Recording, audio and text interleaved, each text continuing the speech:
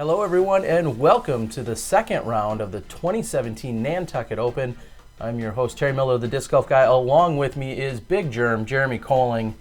Germ, we saw you in the first round. Are we going to see you again in the second round? Didn't quite make the second round. They decided to do reverse alphabetical order, so Nate Sexton beat me on that one. It would have made a lot more sense if they just would have gone by PDGA number, but Nate and I are tied. We're 3 back of the 3 55s that were shot by Steve Brinster, Austin Turner, and Zach Melton. Well, it's going to be a great round. We're already on a very challenging course, a par 68, designed by none other than John Houck, with a great tournament director and staff. Let's get right to it. This is, again, the 2017 Nantucket Open. Germ, we've got our leader, Austin Turner, and does anyone know him as well as you do? Maybe his mother. Other than that, we've done a lot of growing together this year. The kid's only 19 years old. Obviously, he's from Mint Hill, North Carolina, just outside Charlotte. We basically claim him home as Charlotte, North Carolina. And here we have Johnson City, Tennessee, Mr. Zach Melton, the beard himself. Got 2 lefties on the card. Yeah, when's the last time you saw that on a lead card? I can't recall, but I mean, it's not too surprising. Zach is obviously an extremely quality disc golfer, and Austin has proven himself as being a great disc golfer himself. And if anyone's proven himself, especially in this part of the world, it's this guy, Steve Brinster. Brinster, certainly a local favorite. He says he heard a lot of different action. There was a little bit of commotion taking place just behind him on the tee pad there, and he went ahead anyway, and maybe he should have reset. Yeah, that's difficult to deal with on the first hole. You haven't gotten into a groove yet, and you just want to, this is the second round of the day, but you still want, after the lunch break, you kind of want to get back into your own little zone, and when people are talking, it's kind of hard to get into it. It's a little bit easier to get away with maybe later on in the round when you're already kind of grooving a little bit. And Brinster throwing his second shot. Speaking of getting into the groove, I'm happy you're not hearing me breathe heavy, because Austin Turner earlier said, yeah, we're on like hole 5 to start. So I was on hole 5 waiting, and he thought I was joking. And sure enough, I literally had to run all the way to the tee as the 2 minutes was blowing. And hole 5's a long way away, but we'll get back to the action. But yeah. I was a little under the gun myself. Yeah, it was pretty funny. So we've also thrown a little sidearm approach there. Put that right there. That's going to be parked. Zach had a great approach. Steve's got a little bit of work left here to get his birdie. Yeah, he's going to go up and over that bush. Oh, just barely comes up short. That bush almost was a nice little gauge to keep the height up enough, but he still had the nose up down just barely too much. Came down and hit the rim, and Nate started off with a great birdie there. And we talked about the 2 lefties on the card. It's almost like another lefty when you have Nate Sexton. Yeah, he's constantly throwing with that forehand. Yeah, having the forehand backhand combo is huge, and Austin and Zach both throw righty or lefty backhand and sidearm combos, as does Nate Sexton. See if that comes to be an advantage for those 3 guys as opposed to Brinster, who is pretty much all backhand. Yeah, we've got 3 birdies on the card, everyone but Brinster. Moving on to a shorter hole 2, coming in at 302 feet. And here we go. We're going to see Austin throwing his Z-Nuke that he likes to throw. And is there a story about, did that possibly come from an old collection of yours somewhere? This one actually did not, but this disc is, we call that his noodle disc. And the reason it is called the noodle disc is because both Austin and myself have 1 disc in our bag that has a noodle drawn on it. Look at this park job here from Zach. Wow. Beautiful forehand. Oh, that's awesome. Almost takes the CTP. Brief little side note about the CTPs. Awesome packages. I mean, you're getting a bag of $20 cookies from Nantucket, some of the best cookies you'll ever have in your life, as well as some other cool stuff. Maybe a CTP disc from Prodigy or Latitude. I forget what it was, but it was pretty cool CTP packages. I think someone got an entire bag for winning a CTP on Sunday. They take their CTPs serious, and there's a CTP on each of the par 3s on the entire course. But the noodle disc is 1 disc that's designated inside our bag, and if you get an ace with that disc, then you get 10 cents per foot, and you also get a quarter pound of macaroni per 100 feet. Wow. Now this is baked macaroni? Macaroni and cheese, specifically. Okay. Yeah, so. Wow, sounds like a pretty solid travel bet you guys have going. The noodle disc. Sexton's lining up for a birdie and just not enough power. Yeah, it just didn't quite give it enough of the little leg action there, and neither did Austin. Oh, mosquitoes again. I see they've come out. The mosquitoes have been bad. Oh, they're trying to figure out here. Did Zach get the CTP? Well, here's the pro tip. Okay. You first have to putt out. Okay. You want to take your CTP seriously. Brinster's like, all right, get out of my way. I need to par out here. Yep. Which you already don't like doing on hole 2. You'd love to get the birdie. Sure. So Zach is going to go ahead. He's going to mark his lie. He's going to putt out. That's the pro move. Don't you do that. Don't you pick up that mini. Okay. And now Nate's going to get down to business because Nate wants to see what's going on here. Nate has a good-sized foot for CTP walk-offs. Yeah, one of the best. And look at that. Quality toe-to-heel action here. Okay, and that's almost an exact number of steps there. That's going to be easy to calculate here. Okay, so he gets the front edge, the nose of the mini. He's actually stepping on his mini. I don't know if that's a welcome idea. Oh yeah. Winner. And look at that. Zach Melton has achieved CTP status momentarily. And yeah, this is only hole 2, so there's a really good chance it could get beat later in the round. But as he says, anytime he can take one away from Drew Gibson, he's happy to do so. Well, now the only thing left is for him to write his name down on this this is the marker. easy part. Zach, what does a moment like this mean to you? Dude, these are the moments that make you want to play disc golf, Terry. It's like, it's one of the highs, you know? Like, anytime you can take one from Drew, it's like, it's why we play. Little camaraderie there couldn't figure out between how to do this. teammates. Yeah, just got to write your name down. Just gotta write your name down there, Zach. Screw it. And this is the lows, Terry, when you can't figure out how to open the pen. I mean, it is a pen. Maybe it's not a left-handed pen.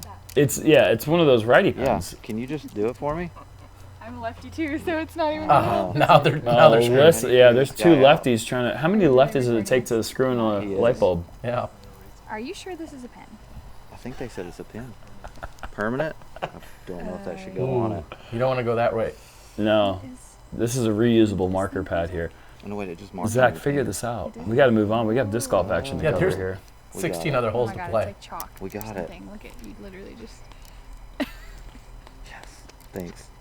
How many lefties does it take to? 2. Oh my gosh! Perfect. At least 2. I did not know that they dropped that joke later on in that clip. Well, he's finally CTPs dropping are all down. about That's here what at they're Nantucket about. Open. This is what it's about. And that's quality marking too. He has actually exposed the side of the CTP pad to the tee box. Therefore, a disc has to be coming in perfectly to catch it. Otherwise, if it was faced towards the box, somebody could hit it square and maybe beat him on the CTP.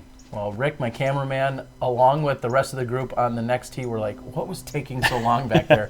Now you know. There's some serious business. That's CTP action. And Zach Harding, of course, the only birdie there on hole 2. And a little Spikeiser here. There's 2 routes here.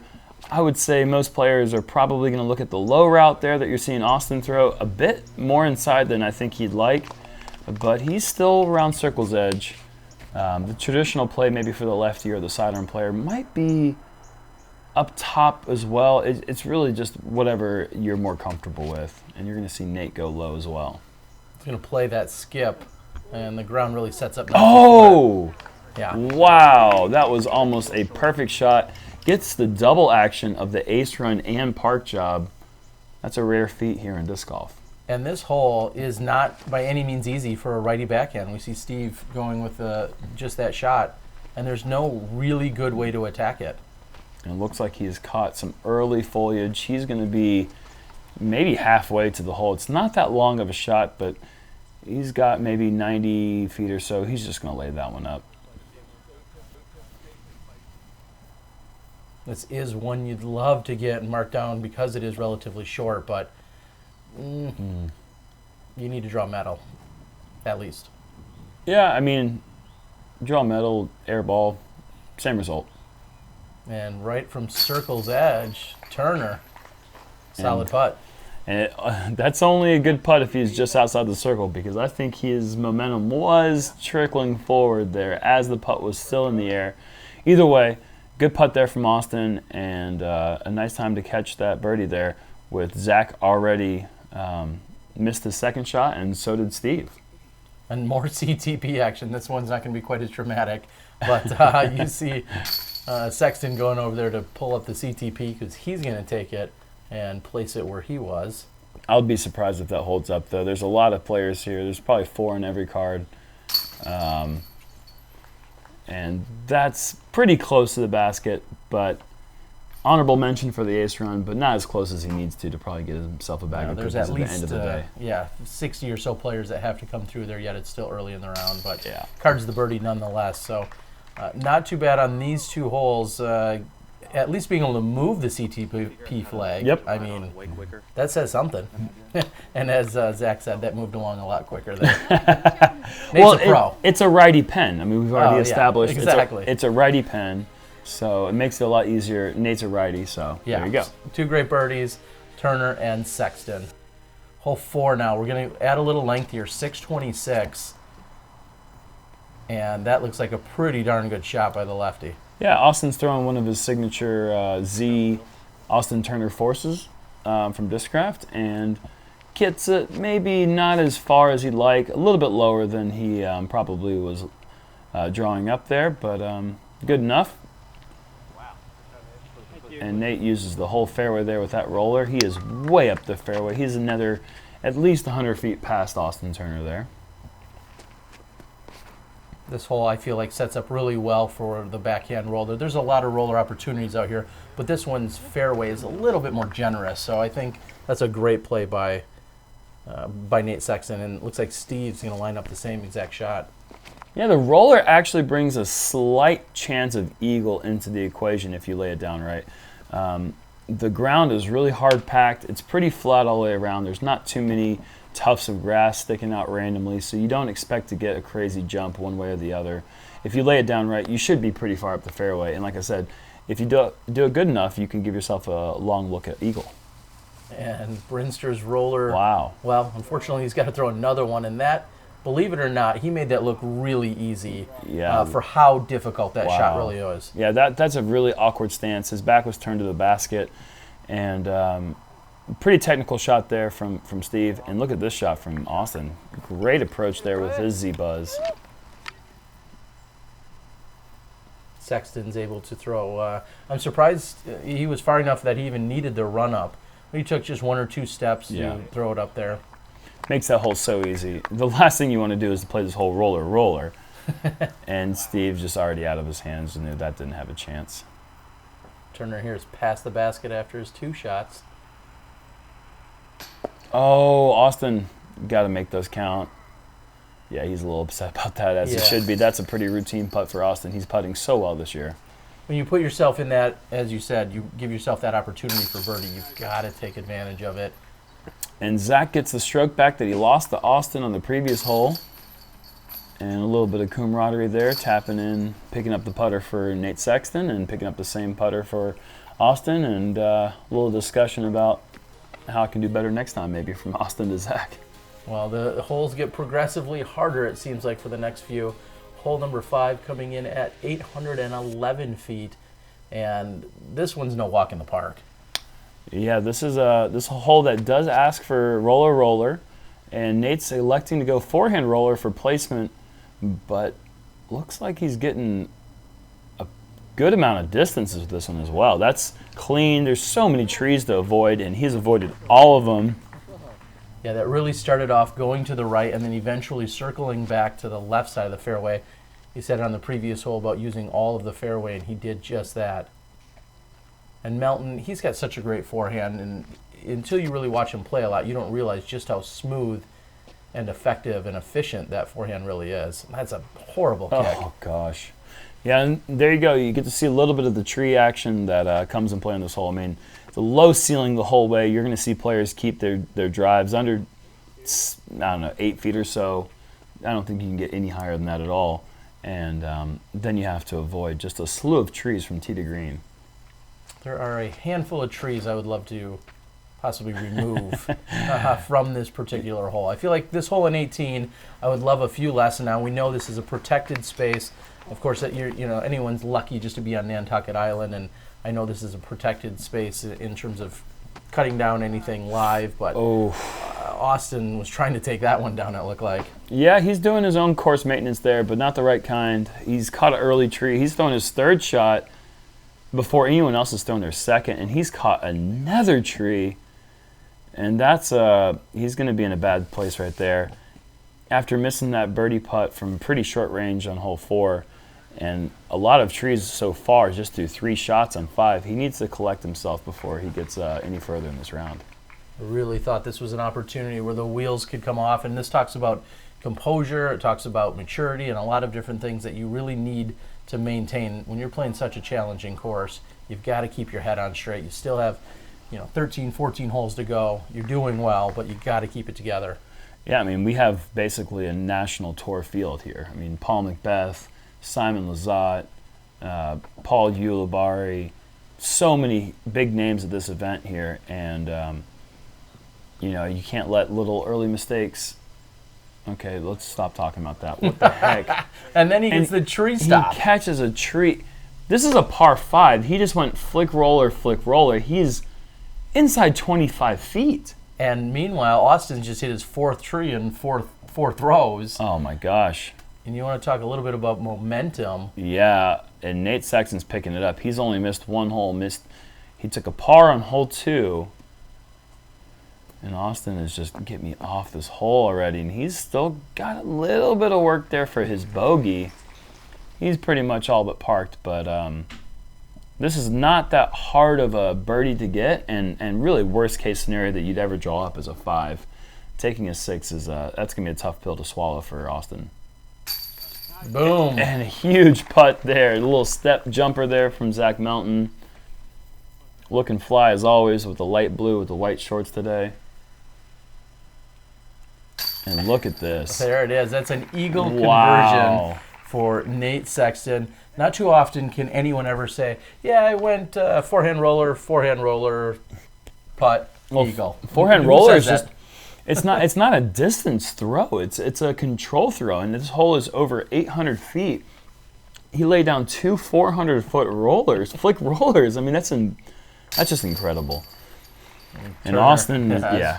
He's like, when can we get to hole 6? He's like, I just doubled Nate's score on that hole. I Wow. need to get out of here. Yeah, no kidding. And Brinster, again, a tap in. You said that a moment ago. Birdie's not too hard. You definitely don't want to do anything worse than the 5, which is par. And we see a pair of birdies, an eagle, and then Turner 6. Moving on to hole number 6. This is no walk in the park either. I know you say it, but when you go these 2 holes back to back, almost exactly 1,600 feet for the 2 holes combined. Yeah, and for par 5s, there's so many trees. It's not, the fairways are pretty well defined, but there are just enough trees that keep you very honest. And if you're off at all, a bad kick is pending right around the corner. And Zach is throwing a nice shot around the corner there, but off to the left side, it's a bit trickier than if the tee shot had stayed a bit straighter. And it's tough to tell when you're that far away that if you would hit a tree or what kind of lie you're going to have. Mm-hmm. I mean, you can throw what looks to be a perfect shot just like this coming in by Brinster, but then you get pushed up or pinned up behind one single tree, and sometimes it feels kind of all for naught. Yeah, it's unfair in a way. I mean, you get up there and you feel like, I just threw a perfect shot, and now he's going to have to throw a standstill. And Austin has caught a tree. He's just like, man, what is going on right now? He's able to line up. He's got a good lane there, which is great. Yeah. You have to pick a line on this course, and you have to commit to it, and he did just that. And you can see that right side is so much more forgiving than the left side. He had a pretty straight line at the basket, further away than he'd like to be after his tee shot. But he executed a really nice second shot. He's going to be in position for his birdie. And Brinster not able to run up, or at least looking like he's going to have a better shot with that standstill, and we never saw that one come back out. And Zach had a really nice lie, great tee shot, great placement there, and he's well up the fairway. he's going to have probably a long jump putt, maybe a little putter approach there to get his birdie. No big surprise that we see the old reliable forehand come in. He would have loved something to maybe skip up, hyzer out, and finish on him there. Yeah, I threw it maybe just a bit too flat. Didn't quite get that late skip that he was hoping for. And look at this. Austin is throwing it right up to the basket with his roach putter approach. And Brinster's happy he's just on the edge because you move in 3 or 4 feet and you have no putt or no approach like he had to do on the first hole. Yeah, but he's not happy he's going to be on the edge again. It's going to be a pitch up there for his 5 with just such a great drive, but man, just didn't get the break that he needed. And Zach is putting for his long 3. Very well played through 2 shots, and he's going to be parked for his 4. And Nate almost kept the momentum going there. If he had dropped that in, he'd be 7 down through 6. Is that right? I'm not good with numbers. I think he birdied 1, he missed 2, he got 3, he got 4, he eagled 5, he was 5 down through 5. Now he's 6 down through 6. A great start for Nate Sexton. Oh, that was actually a putt for birdie, so that was a par. So he's 5 down through 6. Still, I mean, nothing to scoff at. Not at all. This is has been a really good opening start. Like, seems as if Steve's maybe a little sluggish out of the gates here, not having the best opening to his back or a second round, I should say. But we're going to move on. Hole 7, we've got a little bit of a birdie corner. Some might say 7, 8, and 9 only add up to be about 600 feet. And so you played the previous 2 holes in 1,600 feet, and now you're going to play the next 3 in 600 feet. And less feet than each of the 2 previous holes. Exactly. Ooh, and Zach is trying to earn himself another bag of cookies with an ace on this hole. Quick little shout out to Paige Pierce, who did in fact ace this hole. So even if Zach had made that shot, he would have been sharing half a bag with his touring partner, Paige Pierce. Once again, those cookies are delicious. Somewhat shocking. I believe this is probably, maybe a dart or something, but a little bit shocking to see Nate go with a backhand there on such No. I would think that would be more of a little touch forehand for him. For these kind of tunnel shots like this, Nate's really accurate with that dart. He likes to pretend that the basket's basically another person that he's playing catch with. And, okay, Steve has hit 2 trees in 2 shots here. And Turner's deep of the basket. No big deal. Oh, good birdie. putt there for Austin. Starting to shake the rust off a bit. He says he has to straddle out of that one. We're also going to see now Zach Melton finds himself tucked in just a little bit. Oh, Just wow. Not enough. Yeah, and it looked like it's such a great tee shot, but man, if you are off, this hole it's tight. Obviously, it's a very narrow hole, incredibly short. But if you're 10, 15 feet long, you have to deal with what you just saw there with Zach. And he had a lot of things in the way there and made that putt very difficult, even though he may have been no more than 18 feet from the basket. Yeah. Tough par to take there from Zach after he executed a great tee shot. But birdies there from Nate and Austin. Pars from Steve and Zach. All right, we're going to move on to hole number 8. It says that it's 228 feet. It feels just a tad longer, no? It does, because it's just so technical. It's a very difficult hole in that there's so many different options, and it's really difficult to pick like which option you want to go with. The straight shot, do you want to go around the corner? The last round we saw Simon go with the spike hyzer over the trees. Nate has maybe got that a little bit wider than he wanted, but got away with it, has put it inside 25 feet. And it's interesting to see, we just watched Nate throw the righty forehand, and then Zach steps up and he's going to throw the lefty forehand, as opposed to just throwing a lefty backhand there. Yeah, like I said, there's just so many different ways to play it. One of the beauties of the disc golf is just so many ways to make it your own. Pick your shot, commit to it, and just let it go. And Steve is maybe one of the best in the world at these little straight rock shots, and that's one of his KC rocks that he likes to throw. Well, and Steve standing at the end of the pad and not taking a run up. So as you said, everybody has a different way to go about it. And Turner's right Look around at circle's this. edge. Yeah, that's about a 40-footer there from Austin. He's really getting into the groove now. Solid putt there by Zach. We're seeing maybe the putters are warming up, maybe working off a little bit of that great catered lunch everyone was treated to. Oh, absolutely. And Nate's going to have some relatively easy cleanup. I can't imagine we've seen Nate miss one from that distance all year long. So that's going to be an easy birdie for him. Yeah, Nate's one of the best in the world at doing the easy things well. He does some really extraordinary rollers, and he throws some really great forehands and backhands. But the things that you think are just elementary, Nate executes time after time. And Steve staring it down and completing the star frame. As you said, Nate, one of the best. He's making sure the basics. You want to have your basics covered and always executing, not giving away any strokes. And as I said, a star frame on hole number 8. No CTP action, but we're going to move on to 9, which is 282, slightly uphill, but it's all about hitting that initial gap. And Austin's kept that a bit wide, but stays clean, and he's up there. He's well within the circle there. That's another drive to keep the momentum alive here for Austin Turner. And Nate is going with his own Nate Sexton Firebird, and a disc that he trusts quite a bit, as do I. It's a great disc, and really good for shots like this. Just little flip-up discs that need to get a stable finish. And Zach has just kept it a bit too wide, caught an early tree. He's going to be way further than he'd like to be on this hole.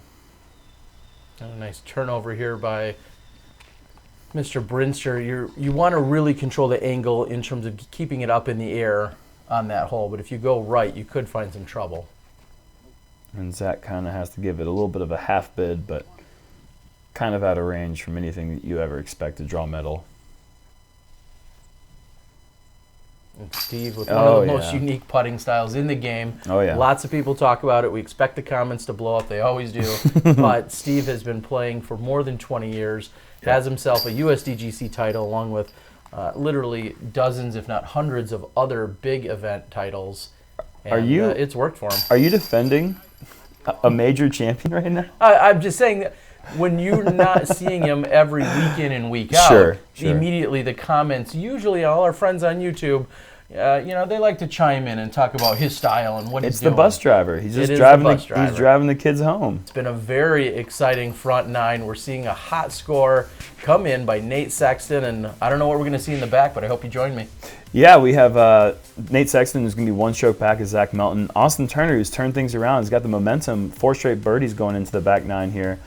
Steve Brinster's fallen off a bit, but it should set up for a really exciting conclusion to the 2017 Nantucket Open. We'll see you there.